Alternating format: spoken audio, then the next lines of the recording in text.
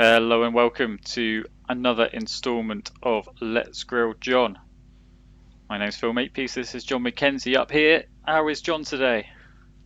Yeah, I'm all right. Not too bad. It's a little bit dull and windy up here in South Cheshire, but Yeah, needs must. it's the same down here. I actually find this kind of weather more sort of grim than any other. Like you can handle your kind of your drizzly days, but it's kind of blue sky but howling, and it's Wuthering Heights weather, isn't it? yeah, it's like a mid 19th century kind of mill town where you come out of the factory at 5 p.m. and then you just have to howl your way home or something. Tess of the D'Urbervilles type situation where you might just get caught by the wind and chucked into whatever's going on. Anyway, enough about 19th century literature. Let's actually play some chess. So the theme this week, we are going to be doing some bits on adult improvement in the episode, and therefore John is an ideal candidate for improving as an adult, and we are going to give him some positions in the middle game to just tell us what he thinks, and we're going to get some sort of heuristics from this and just see if we can we'll see if we can get some sort of themes and practicalities going as we go. So let's look at this first position. So black is already a pawn down. This is white's extra pawn. But black has decent development here. They've castled and developed 3 pieces, whereas white has only castled and developed 2. These guys look a bit stuck. So, John, talk to me about this position. What kind of things are we thinking? Not necessarily moves yet, but just kind of things that you notice about this position. Well, the H2 square looks potentially attackable. You've got both your bishops sort of angling in that side of the board anyway, and your knight on F6 can hop across there and cause pressure as well quite easily. Okay. Like you said, the 3 pieces on the first rank for white on the queen side are out of commission, so I guess I would try and move quickly to try and nullify them, so stop them having any chance to develop. Okay. So I would start thinking about making putting as much pressure over on the king side as possible and try and get white to respond to that. Do you mean the queen side, or so? No. I you want to come over here? Yeah, I want to start putting pressure on the pieces around there so that they have to respond to that rather than allowing them chances to. I see. Okay. Develop those pieces over on the queen side. The knight on F3 obviously is covering the H2 square, so I would have to dislodge that somehow. And that's kind of what I'm thinking about right now. Okay. Oh, anything that I could do to dislodge any of those 3 pawns actually would be pretty useful. If I could immediately attack the that knight, would probably help. Although I guess it is being defended by the bishop as well. So that's my immediate thinking. I'm aware of the fact that if I move the knight on F6 to say G4. I'm probably just going to get kicked away quite quickly by that pawn. This is going to happen quickly. Yeah. So I wonder if maybe attacking maybe coming down and thinking more about the G2 pawn potentially, breaking things up. How easy is it going to be for you to aim a knight at this pawn? It's going to require a little bit of maneuvering, isn't it? It's going to require a lot because the squares where a knight could look at it from are all covered by these guys. Yeah. So it's going to take a lot for you to start looking at a fresh pawn. I mean, H2 makes more sense because you've already got one guy looking at it. But because white has 2 defenders, you're either going to need to remove one of them, and you can't remove the king, so it's going to have to be this guy and add a second piece. Or you'd have to get 3 pieces looking at it, and that's not going to happen. You're not going to get 3 pieces looking at this pawn. So I guess you can move the c6 knight to e5 Hmm. and immediately start putting pressure on that knight. Okay, But again, you're giving the chance for development over absolutely. on the queen side. Remember, white is a pawn up, so white swaps are going to favour white, and white can get lots of swaps here with the move bishop to a3, and then suddenly there's two pieces being looked at. This bishop is also pinned, so the rook, so it can't just sort of drop back here. Mm. Yeah, this is going to be problematic if you don't. I mean, this is the thing. Yeah, knight e5 is a practical way of trying to get rid of this knight, but I'm not sure you actually want to get rid of any pieces here at all because you are a piece down, and yeah, swaps pawn down, and therefore swaps are not going to favour you at all. Mm. So this kind of position really goes into. I mean, I can give you a clue. White just castled here. Okay, so they have no particular threat, and they haven't really dealt with any of this stuff yet. This guy is loose. This guy is loose. There's a Yeah. nice diagonal. Well, I was thinking maybe moving, just pushing my rook on f8 across to e8 and just forcing tempo on the bishop Here we there. go. This is the better kind of stuff. Like, you've still got three pieces that haven't come out yet. You have two open files and one semi-open file with a target at the end of it. Mm. Yeah, this should be The our other plan. position that looks nice to me is maybe just the sort of Roy Lopez style, putting the knight under pressure on g4 with the bishop on. Hmm. Yeah, and then again you're linking up your two rooks, and you're again putting pressure in that sort of situation on the area around the king and forcing the white. Although again, that's not really a forcing move so Exactly, much good. as Yeah, this is not developing with tempo. It's developing and it's doing something vaguely nice. I mean, it's sort of pinning the knight to the bishop and it's looking at the knight, but there's no real reason why white can't just play something like bishop b2 here and start developing themselves. You haven't developed with tempo. So there are two moves here that develop with tempo. One is rook e8, as you said, sticking the rook on a nice file, looking at the bishop. But remember, white wants swaps. So how can white immediately force a swap after you've played this move? What have you allowed? yeah, you could pop your rook across the same. No, They could pop their. Oh, how can white force a swap? Force a swap. oh, right. So they could. Mm,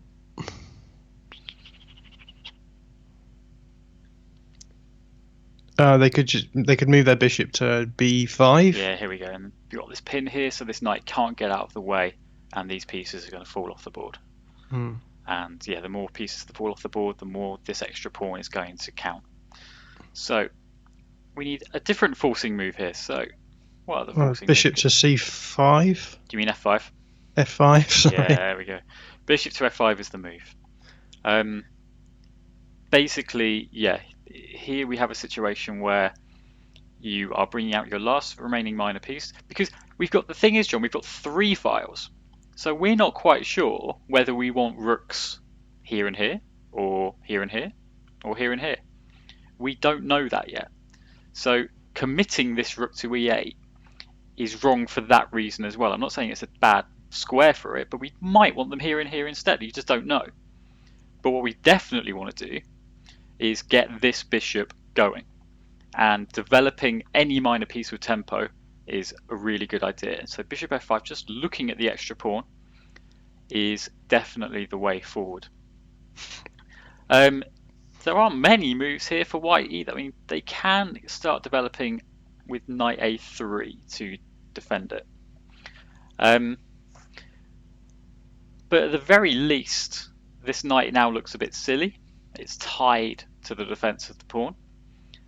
And there might be some stuff with, I don't know. I mean, you could move your knight to b4 and just double attack it, and this kind of stuff might happen. Yeah, I think here knight d4 just looks a bit awkward, but again, this is probably okay for black. I mean, at the very least, black is putting their pieces on squares that make sense, but it's all framed around this thing of developing with tempo and just not letting white get out. I mean, if white here doesn't play knight a3 and plays c4 instead, then they're actually in big trouble because now this pawn has blocked the bishop's path to b5. So you can now play rook e8 again with tempo, and it's tough. I mean, if the natural move here would be knight c3, but now we've got this chain of unhappiness, which I think I've talked about before, where you've got you've got undefended piece being the only defender of another piece. So all you need to do is get rid of this guy. How can you do that?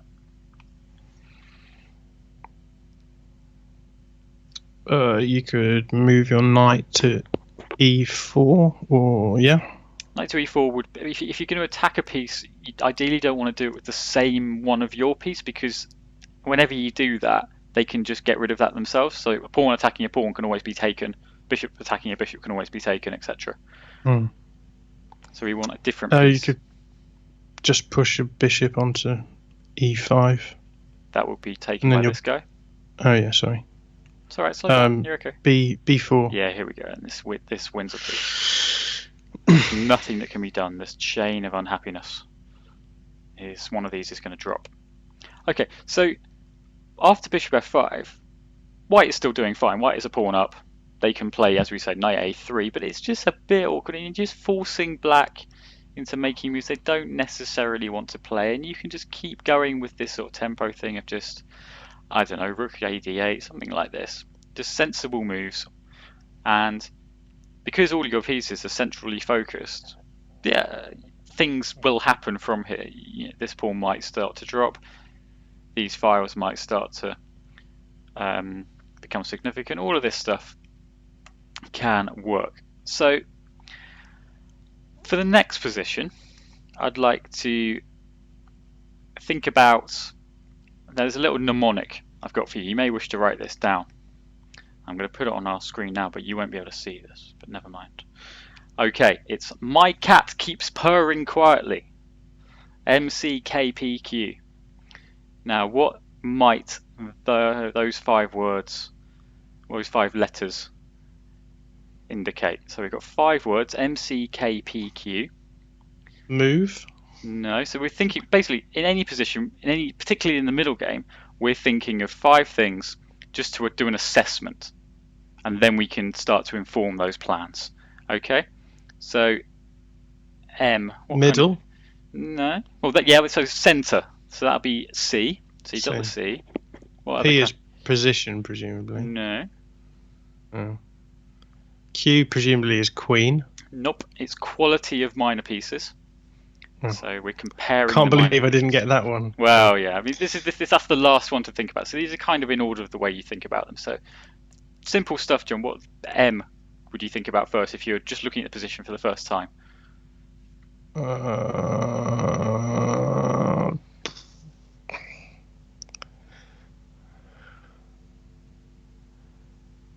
To just do a simple assessment in the most basic way possible.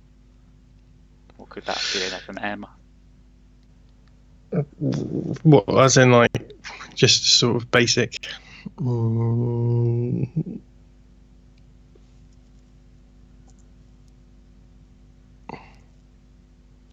Material. You count the material. Yeah, of course. Yeah. Okay, so material, center. Yeah. And then K, you've got quality of minor pieces at the end. What's K and P? K? Yeah. I guess it's king position, so it's the king castle. Yeah. King safety, yeah, good. And P. Let's remind the viewers of what potential weaknesses. Oh my goodness, no, simpler than that. Plan. Well, that's we're trying to make a plan from these 5 things. P is pawn structure. Okay, so material, center, king safety, pawn structure, quality of minor pieces. These are 5 things that we should be thinking about when we're assessing a position for the first time. Okay, so material here is equal. Center. Who's got the better center? Black. Yeah, black's just got this weird little thing where this pawn looks at e4 and it's just a slightly better pawn than this guy.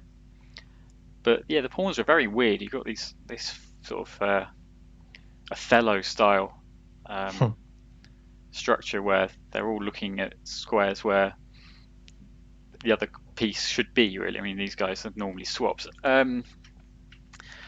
Okay, King safety.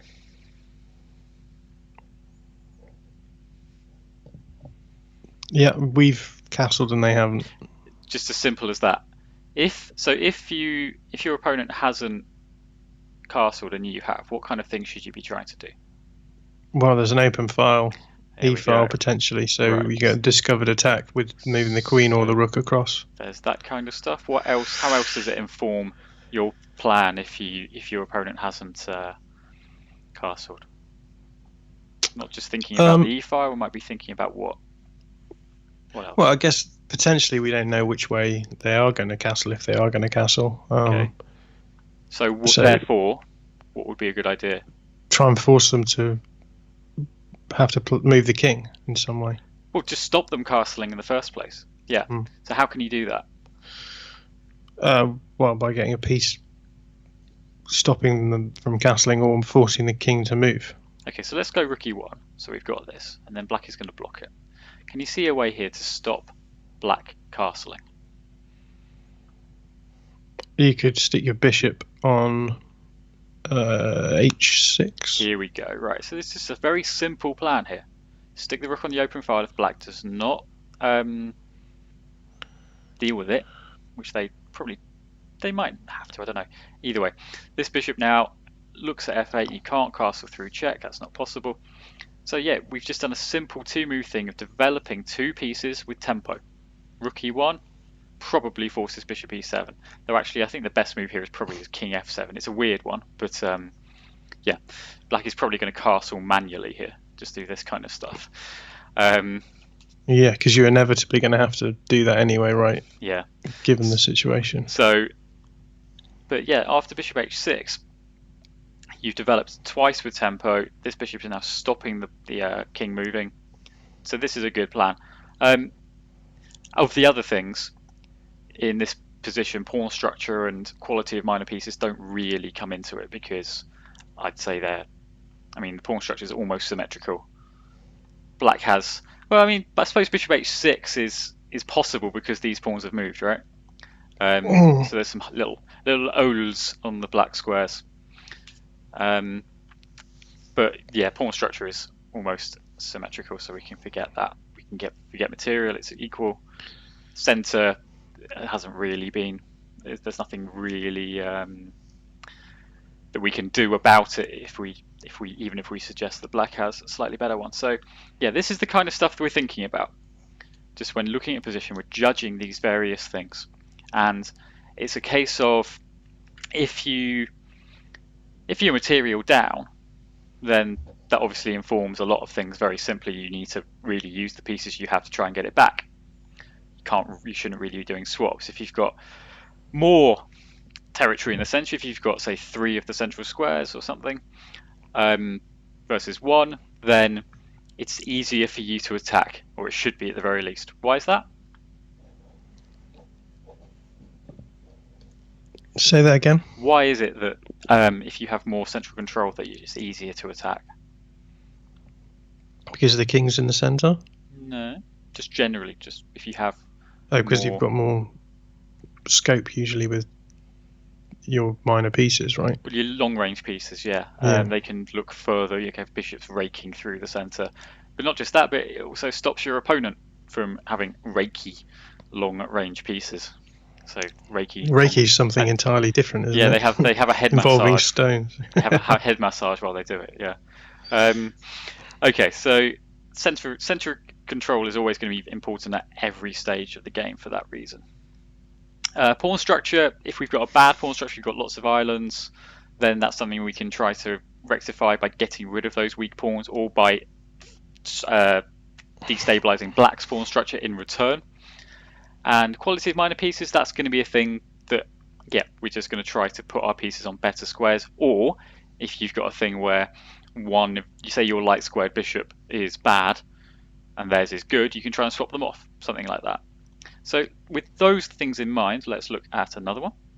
Okay, so this is a bit more of a, this is a bit trickier. So there's lots going on here. So let's go through. Material isn't quite equal. How isn't material quite equal here? What's the difference? Oh, is it? Someone's got 2 bishops, someone's got There we go, yes. So 2 knights. how is that going to inform the position? How is that going to inform our assessment?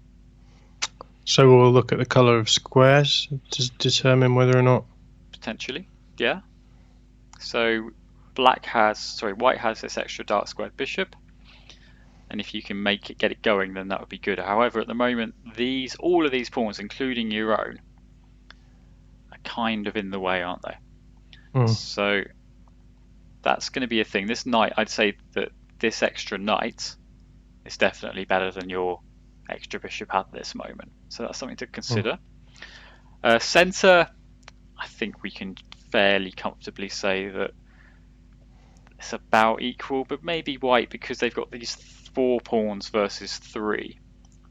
White has slightly more influence in the centre. The problem you've got as white is that black has this enormous e4 square, which is also being supported. So the centre is unresolved because all of the pawns are still there.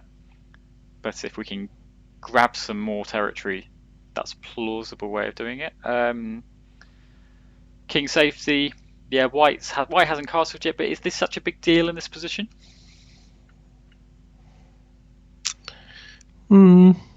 It's not easily reachable by anything. Yeah, so the fact that black doesn't have a dark squared bishop is big, while the king's on a dark square, right? Because there's no way, even if these diagonals opened up, that they could use it. There's no holes for a knight to attack it, and the pawn structure on the king's side is still intact. So if you just get this guy out of the way, you could then castle. So king safety, yeah, it's something we need to think about. Equally, there's nothing really happening on the e-file. King safety is something we need to always be considerate of, but here it's not such a big deal. Pawn structure, now I think this is the biggest difference because it's quite fragmented, so talk to me about that. White's got a doubled pawn on the c-file. Okay. Which therefore means what? What do double pawns actually mean in reality? One of your pawns is blocked. Okay, so this guy might be a bit weak, can't get out of the way. What else do having doubled pawns automatically mean?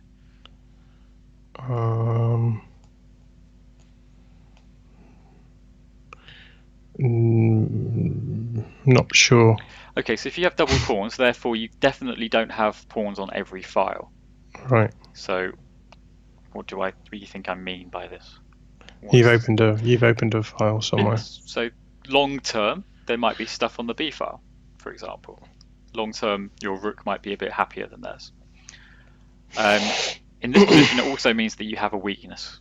This pawn is all by itself. This pawn is an isolated pawn, and yeah, it's something. Your C3 pawn isn't looking too hot either, to be fair. Both of these are not very happy. So, how do you, should you, or could you resolve doubled pawns in general? I guess you could attack with one of them. Yeah, you can try to get rid of the one in front so that the one behind is a bit happier and has room to move. So that's definitely a way to think about things.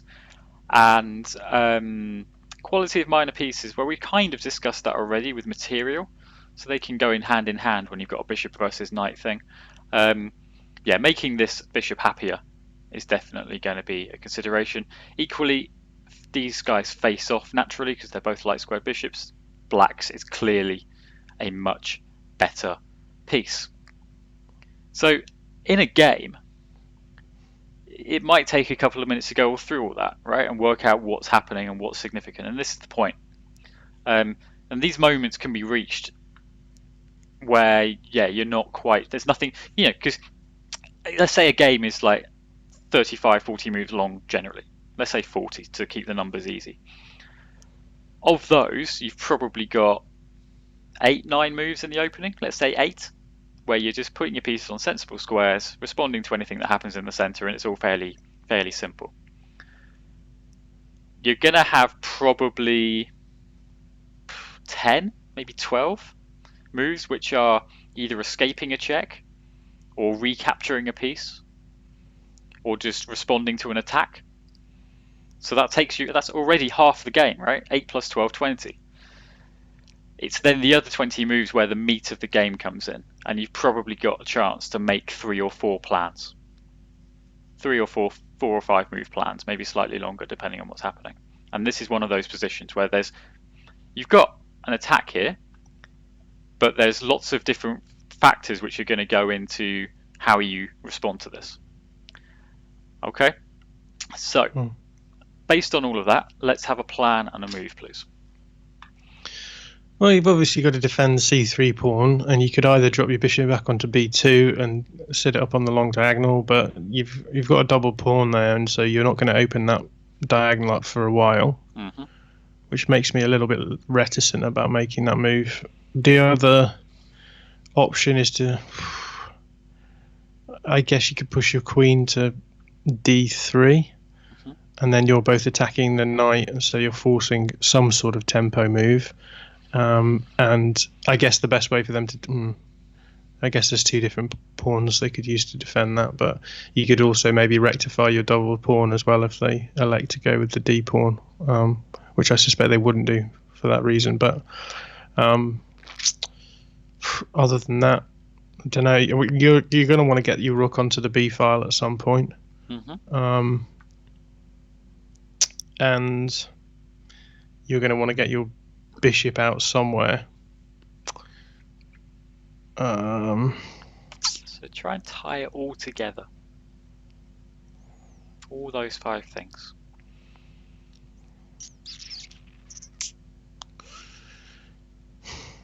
If you get your queen on d3, you're looking on the diagonal towards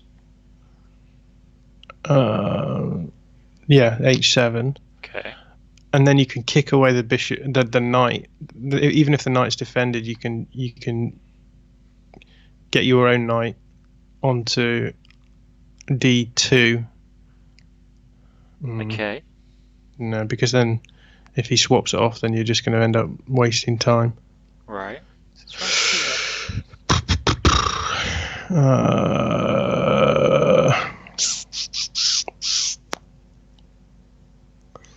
I think it's worth being proactive over on the king side. Okay. Because a lot of black's developments are all over on the queen side. And maybe moving your queen to d2. Well, that would be taken. Not d2, sorry. Do you mean c2? c2. Yeah. c2. c2's a better and then square. you can get your bishop on. Right. Here we go. So. And then we're good. This is the kind of stuff we need. We need to just find a way to coordinate everything such that things are defended and things are happy. However, you don't actually need to play queen c2 here. You don't need to defend this pawn, because if you play bishop d3 first, then it's a bit more direct, right? You're threatening, in inverted commas, a swap. But I think that's fair, because I think this bishop is clearly not as good a piece as this knight. This knight's in the way. This knight's doing a very good job on this sort of pseudo outpost, and this swap wouldn't be the worst thing in the world for you. Why can't the knight take the pawn?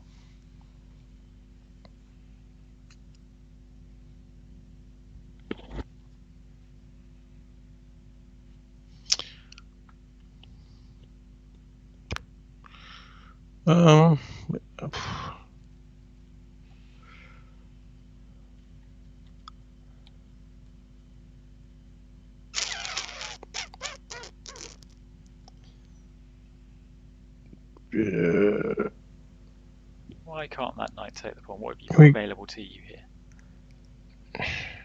here?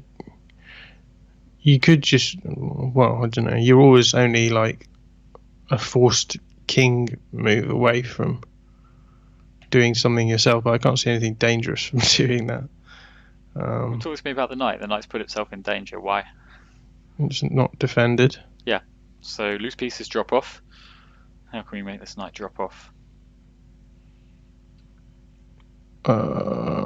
If you attack it With with anything. I guess the queen is the only piece that can do it, but now it's going to be trapped, presumably. Yeah, so where are you going to put the queen? Where is it going to look at all the squares? Where are you going to be able to look at all the squares this knight could possibly go to? C2. Yeah, there we go. So this knight is now, I mean, this stuff is secondary, really. This knight has no squares. All of these are now covered sufficiently by all of your pieces. And this knight has gone too far, and they'll just have to invest it in return for a second pawn, and then you're laughing. So yeah, bishop d3 here. So it does all of these things, right? It is centrally focused. It is trying to, so let's go through actual thing. M, material. It is trying to get rid of a good piece. Going back to a position where it's, I know it'd be opposite color bishops, but you'd have a position where it's bishop and knight versus bishop and knight again. So that would resolve that. Because while all of these pawns exist, this guy, this extra bishop, is not going to be very happy. Center, it's centrally focused. King safety, it is helping you castle. Pawn structure, not so much, but I guess that it's going to be easier for you to try to get rid of these, or to get rid of this guy, if your king is safe in the first place, because it will open, you may not wish to open up lines in the center if you are trying to resolve this. And quality of minor pieces, yeah, absolutely. You have massively improved this guy, and you are doing your best to get rid of one of their best minor pieces as well. So all of this kind of flows, and you just got this tactical thing where this happens, which means you don't have to deal with this pawn just yet. Black will probably play f5 here, such that if you took it, this would be bad, because then suddenly massive pawn and open file for the rook. This is an example of a double pawn being very good. And equally, because they're not right together, this guy could go to e5 and resolve themselves that way at some point. Okay, so there's a lot going into that decision, but it's, again, this thing of just playing dynamically and just trying to play a move which is as flexible as possible. Right, one more of these then. Okay, so this time you are going to go through your little checklist yourself, whether you can do it audibly or not, I don't really mind, but then we need to find a way to address any problems that we've got and try to take advantage of any problems that black might have. So talk to me. Material looks equal to me. Yep. The pawns are all symmetrical as well. Not symmetrical, but they're on the same files, so there's the two same open files. Okay. The center looks maybe slightly in favor of black. It's barren, isn't it? But yeah, I think that black definitely has control of d5. Black looks like they have control of e5. d4, again, yeah, black at the moment, and probably this e4 square is it's being contested, but white can control it more easily than black. But yeah, black has a decent center here. King safety is equal. I disagree. Actually, no, yeah. The pawn structure for white, it doesn't look like nice. There we go. So that's the only difference in the pawn structure, really. Okay, these guys are on slightly different squares, but it's this move. There's been a swap of the light squared bishops. This king has no moves, and therefore it's in slightly more danger. If a knight got to h3, that would be checkmate. So that's something to consider. Good.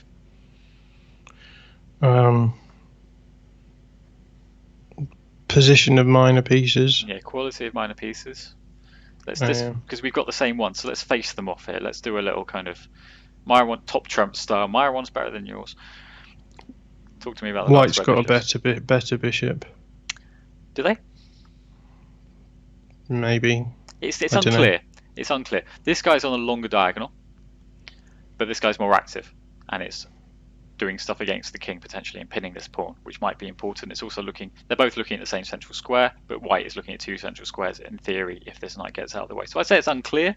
Both are decent, I'd say. Let's face off these two.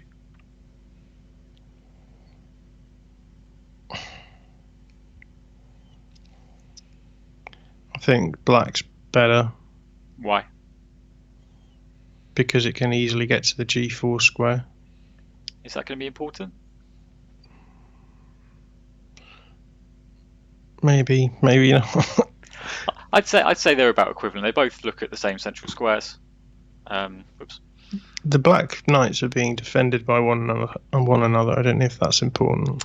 That is it. It kind of gets this guy gets in the way, and this is the point here. Yeah, these two, the knight on c4 is definitely the better piece. It is not in the. I mean, basically, if you remove these, I think black would undoubtedly be better here.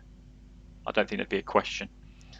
But this guy, yeah, this structure gets in the way, because if you manage to get enough pieces looking at one of them, then you pin both, right? Or pieces looking at both of them, then neither can move because the other one will just be taken.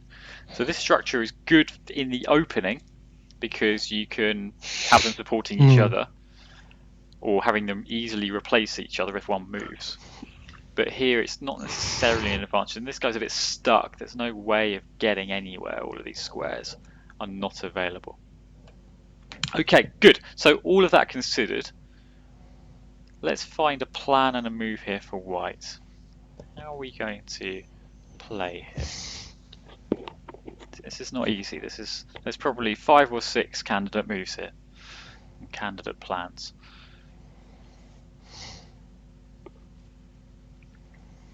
I quite like the d6 square as a potential outpost for a knight. Okay. But that's being defended by the bishop, so you'd have to do something about that. Right.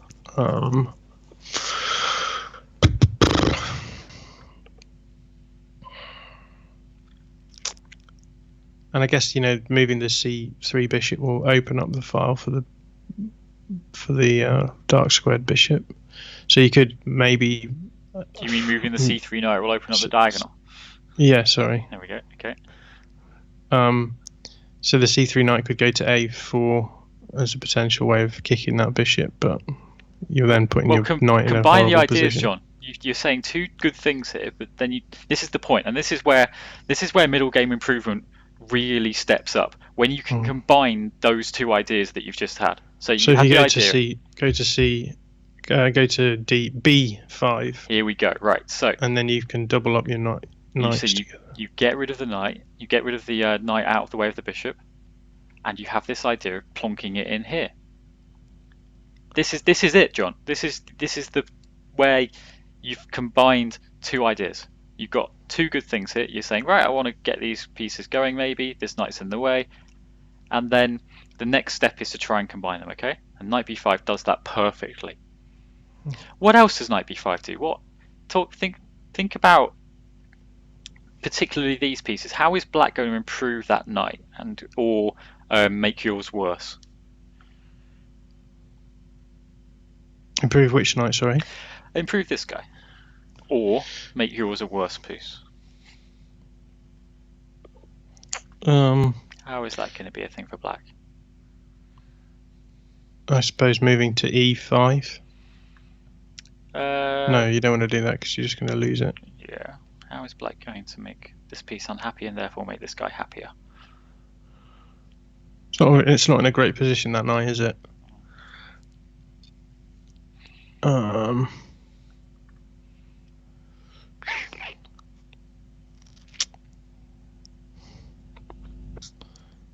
I can't really see where it can go, other than this dropping is the point. back to the king.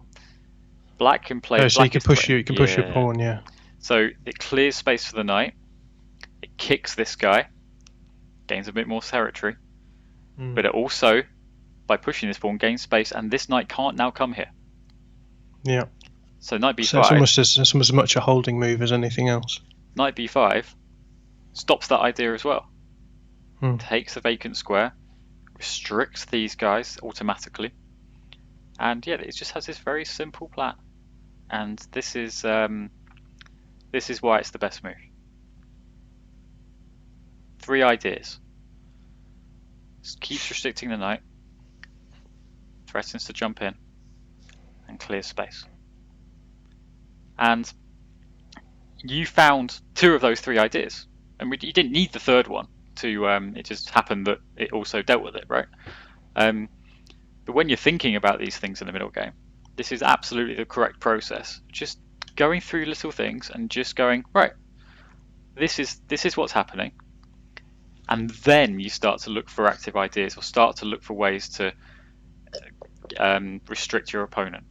And this is how it will come together, where you have the correct ideas. You're absolutely right that this guy needs to be better, made better, and this is a nice square for a knight. And that's all you need to do. Just combine them, see if that's possible. And if it's not, then okay, try doing one of them. Judging which one is better is maybe unclear, right? But here you were able to do both. Incidentally, what happens if black plays queen c6 to stop this and also to attack this?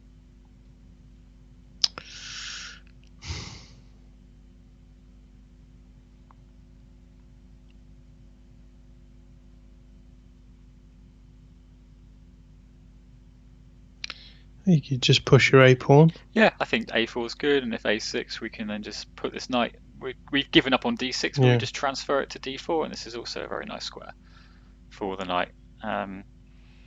All of these things just kind of work as a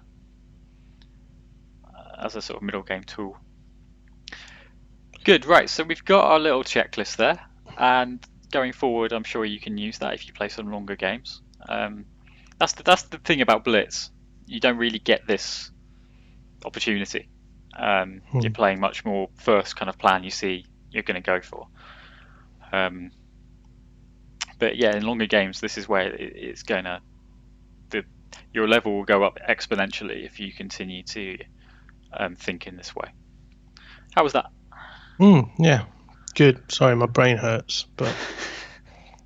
I always say grilling. I'm just quite slow, that's the problem. No, but you're not really. I mean, I think probably you're coming at it from a point where we're doing a live thing and you're thinking, oh, I need to do this quickly. You don't. I mean, if this was like a normal lesson that I'd be having with someone, I'd be giving them at least 3 minutes to sort out their thinking there, and you were doing it in about 45 seconds. So you're not being slow at all. Okay. Good. Right, I'm looking forward to tomorrow's recording of episode 23, where we're going to deal with this kind of thing exactly, adult improvement, and if it's possible and when it matters and how you do it, and various case studies. And yeah, there's a lot to it, and I think that's partly why the podcast happened in the first place, right? Where you were starting to play and you wanted a little vehicle to support your learning. Right? Yeah. No, for sure.